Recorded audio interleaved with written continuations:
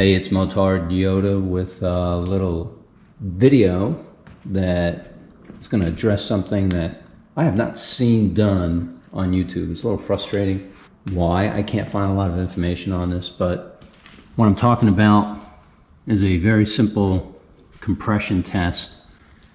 As you know, our bikes, these SMR510s, the 450s, and even a lot of other bikes, they have this decompression lever, and they have the auto decomp built into the head.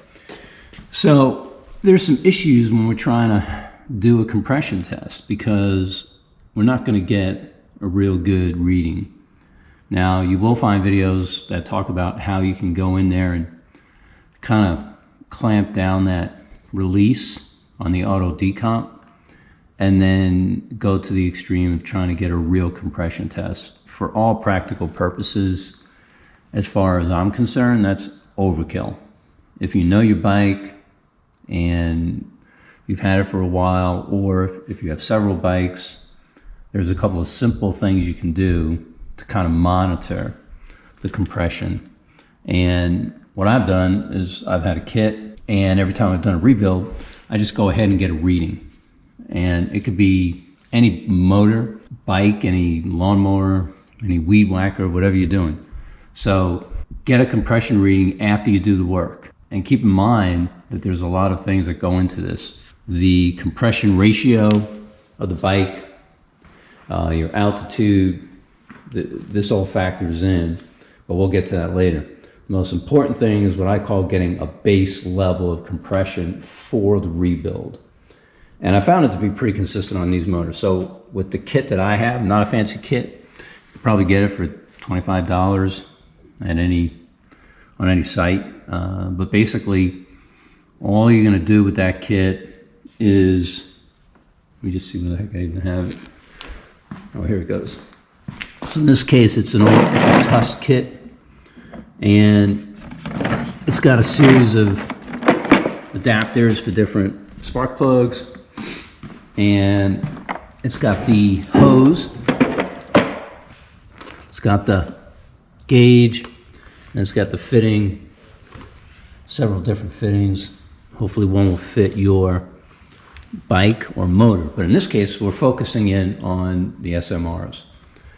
So what's the deal with the compression? How do we get a good base read or any kind of reading that gives us any pertinent information? Well, that's why I go back to the base reading. So when I've rebuilt these and I do a comp test, what I find is that I can get about 65, maybe a little more on the meter. And that's a fresh rebuild. I found it to be consistent no matter what I do with the decomp manually. So if I decompress and try to start her up cold, I'm going to get a certain reading. If I try to start her up without the motor, without using the decomp, I get a similar reading. What I like to do is have the motor on for 5 minutes, turn her off, wait a couple minutes, and then go ahead and do the test. I don't mess with the decomp, meaning that I don't hit the lever. I do, as the instructions on most manuals will tell you, is to hold your throttle open when you're trying to pump her up. But what I found with these rebuilds is that I'm usually getting about 65 to 70 PSI on the meter. So that's my base level. And as I ride, I kind of monitor that over time to see what happens. You know, over time, those rings can start wearing. You might have some loss on the head, maybe around the valves or something. And in this video, what you're going to see is a reading on a bike that's got some mileage. So this is actually one of my older bikes that I had sold to a good bud. His name's Tommy. I know he'll be watching this. And I know he's going to be happy to see the results of this. It essentially confirms that this bike has lost not all that much compression. It's kind of surprising, actually, because it has a lot of miles and it's been ridden kind of hard. I know I put a lot of a lot of hard miles on this thing. You know, you've probably seen this before in videos. This is the one where I did the light mod, the LED mod. Too many things on this one that I've done. Now the bike is clearly a little dirty. You know, it came to me this way. I'm not trying to blame Tommy for anything, but when I'm done with this thing, she's gonna look new again. And one of the first things I like to do if I'm looking at a bike is that compression test. And as I said before, on the new ones, on a new build, like on mine, which only has, this bike I think now has maybe 2,000 miles on it, and I've lost really nothing. The compression hasn't changed. I can't see anything notably different yet. But once you get into the 4,000, 5,000, 6,000 mile range, after a rebuild, you're gonna start to see some changes. I can tell, literally I can tell from riding the bike. So in this case, when I ride this one, I can feel the difference. It's just because, well, first of all, it was my bike to start with, and I know how she's supposed to feel. It is nothing significant. We're talking a very subtle difference. But in this case, we want to get a number on it. So how do we do that? Well, as I was saying before, we're going to go ahead and follow the directions. The directions are going to tell us to heat the motor up 5 or 10 minutes, and then it's going to tell us to remove the plug. It's going to tell us to find the proper insert. The way these things work is you get, like I said, you get the hose and you get the gauge, which has a quick connect, and then they want you to hook up the proper adapter or spark plug thread that matches your bike. In our case, with the 510s and the 450s, it's going to be the smallest one. And then after you let the bike cool for a good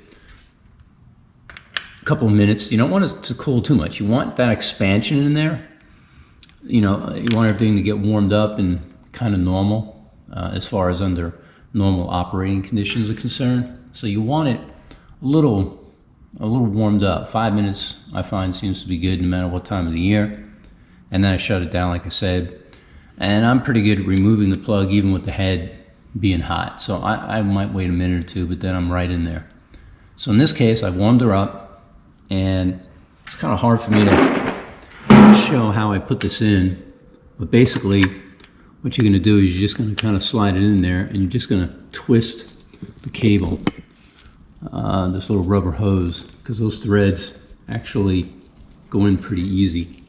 They give you a lubricant, or they suggest sometimes lubricating it, but there's usually enough oil and whatnot around there to let you get that girl in there pretty easily. And all I'm doing is simply rotating the rubber hose.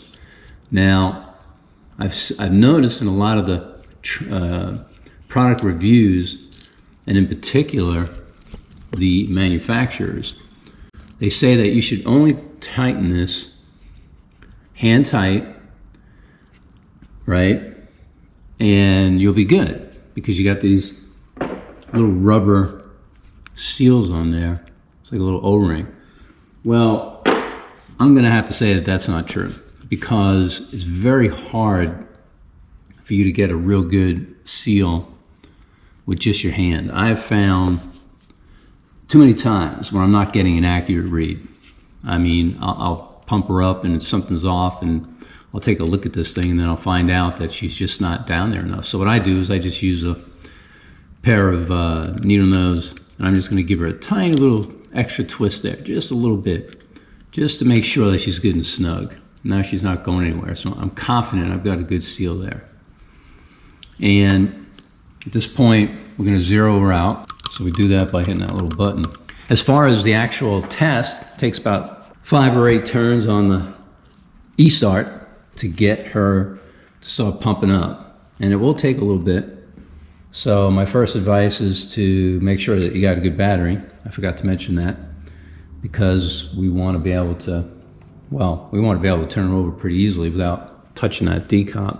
In this case, I don't even have a decomp. I just realized I changed out to the Racing Brembo Master, and she does not have a release up there. But that auto decomp that we have on the motor, it's on the head, it's going to automatically reduce the pressure. So what are we going to get out of this girl? You would be amazed at how many miles she has. I want to say she's got, I'm not even sure, let's see. Gosh, I'm going to go with probably 10,000. Wait a minute now. That's actually 14.5. So that means that this motor has a good probably 7,000 or 8,000 miles on it since it was last rebuilt. I have to go back and check, but it's in that range, I think. So we should see a notable drop, I would think, in the compression, at least something. And to be honest, I have already done this, so I know what I'm going to see here. At least I expect to know what I'm going to see. But as I said before, when I do my new motors, I get 65, 70. Never gotten it up to 75. Believe it or not, our compression is going to be way up there on a fresh build without the auto decomp impact. At 1,000 feet, I'm at just over 1,000 feet altitude. I should be getting something in the 150, 160 range. I've actually got a math calculator figured out. It works out to be a good 2.5 that I need to multiply whatever value I'm seeing here. And that kind of gives me a good idea of what the compression is, at least a roundabout number. And we'll get into that again in a little bit. So at this point, I've got everything hooked up. We're going to turn her on, let that fuel pump up. We're going to crank open this. This is going to be real tricky. So I got to crank this open, hold this open, I guess, with my camera hand.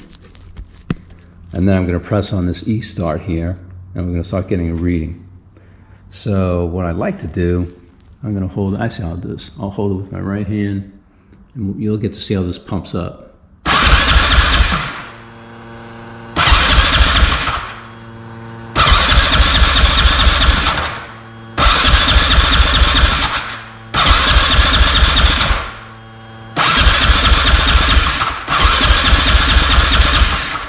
All right, so there you have it. She is pumped up and she's hit just over 50. That is impressive. I mean, this bike has, like I said, I don't even know, 7,000, 8,000. And I'm able to get that compression up that high. If we multiply that times 2.5, it's actually, according to the math, right? We got a compression ratio of 12.9 to 1 on this motor, right? And then there's a little chart that comes with this. I can't remember the number off the top of my head, but I want to say it's something like 14.4. I don't know. I have the math written down. When you multiply the two out, you come out to something that's around 180 psi. I think that's at optimal, controlled bench environment. For me, if I'm getting 170, 180 psi out of a rebuild, I think that should be satisfactory. Honestly, I've never done it. All I've worked on, or I should say, all I've gauged it on, is using this, and at least for these motors. So honestly, I'm not really sure what the new compression is, but what I do know is that every time I get a rebuild, I'm able to get in that same range. So I'm confident of where I'm starting. And I think that's what's important for you guys, given that we're buying a not really super expensive compression test unit. And we're only looking to kind of monitor things. So if we take this and we do my little calculating formula of multiplying it by 2.5, we come up with 125, which for all practical purposes is pretty darn good. If we take my motor over here, which is still pumping out after 2,000 miles, she's pumping out a good solid 65 on the scale. Multiply that by 2.5 and you got, let's see, 65 times 2 is 130. And you add another 30 on that, you got 160. Seems right, 160, 165. You know, I'm really happy with it. And in this case, I'm really happy with what I'm looking at here. So Tommy, you're a lucky SOB because obviously you got good compression. Now let's point out that we're probably at a point where we should be considering a top end, and this is not a compression leak down test, so there could be something going on there. How do we kind of, you know, take this to another level? Well, you'll see in most of the manuals, most of the videos, that one thing you can do, and one of the tricks that they talk about is adding oil in here. And if you add a little bit of oil in the spark plug hole and then do the test again and notice a big difference of compression, that's a sign that those rings are worn significantly. So what's a big change? A big change for me would probably have to be, I don't know, 20 pounds. Honestly, I just never have had a motor that's super weak. So the most that I've been able to do when I add the oil is get about 5 pounds of difference, maybe 7 or 8. But honestly, I just don't ever get a big change. So for me, adding oil, well, just not needed. But if you feel your compression is down, or if you feel your motor is weak, I should say, and you want to find out, is it possibly the compression, you know, wear on the rings? Is there something not right on the top side? Then start the compression test. I mean, it's a simple thing to do. And frankly, anybody that's serious about their bikes, I highly suggest that you do this when you first get your bike, get a base mark, and then go from there. You know, as you're using it, I don't know, every 3 or 4 oil changes, if you're changing your spark plug, maybe every 2,000 or 3,000 miles, you just do a test, see where you're at, and take note. In this case, I have done both. And what I mean by that is I have added oil.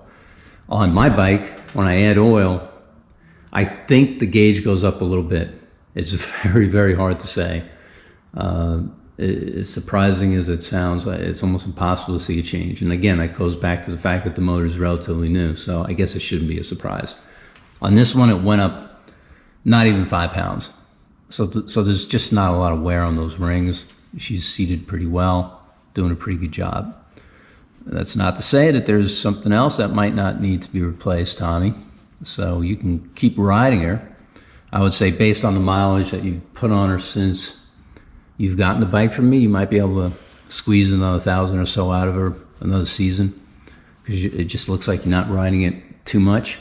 So for me, the compression that this motor is showing is actually pretty good, and I'd be happy if it was mine. Well, in summary, I hope you guys learned something that you can take home and apply to your bikes. These Huskies, we just don't find a lot of good data on them on the website. So I'm making my New Year's vow is to give you guys some more content that's valuable. I'll be doing an iBeat video coming out soon, because on this bike we're actually going to be putting some dual pipes on her and a 2010 ECU. This is actually a 2008, so I got some work to do, but there'll be a couple of videos on there coming up once we get into that work, and we'll be able to see if there's anything else that's going on in this bike that I've missed. But as far as the compression is concerned and getting a compression test, I hope this gives you a little insight on how you can do that. If you look in the manual for these bikes, you're not going to see the value. And if you look on YouTube, you don't find any videos. You find guys, like I said, talking about how it is so hard for bikes like this. And for me, honestly, I feel if we had different compression tests and tested them all, I don't think we're going to get the same value. I think every bike is going to be different. Every motor is going to be different. So for me, you got to use, get one kit and use it on your bikes. Get to know the kit, get to know your bikes when you first get the bike, and then from there you can use it as a gauge to see what's going on with your rings. So thanks for watching my video. Can't wait to see you guys out there in 2023 on one wheel.